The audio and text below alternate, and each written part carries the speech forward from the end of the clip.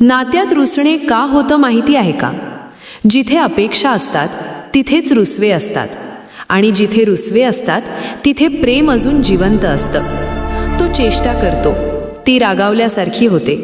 ती शांत बसते, तो म्हणतो, अरे एवढं काय झालं?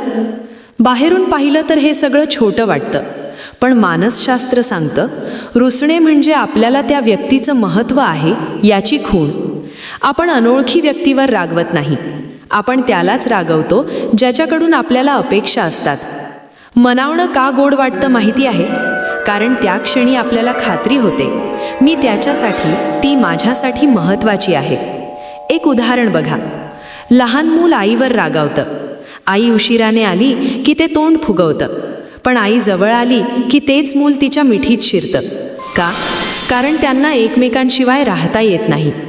तसंच नात्यातही असतं. रुसवे फक्त त्यांच्यात होतात ज्यांचं ऋणानुबंधन खोल असतं. काही नाती फक्त या जन्माची नसतात, काही नाती जन्मोजन्मीची असतात. म्हणूनच 1000 भांडणं झाली तरी शेवटी दोघे पुन्हा एकमेकांकडेच वळतात. कारण शेवटी सत्य एकच आहे, काही लोक आपल्यासाठी योगायोग नसतात, ते आपल्या आयुष्याचा भाग असतात.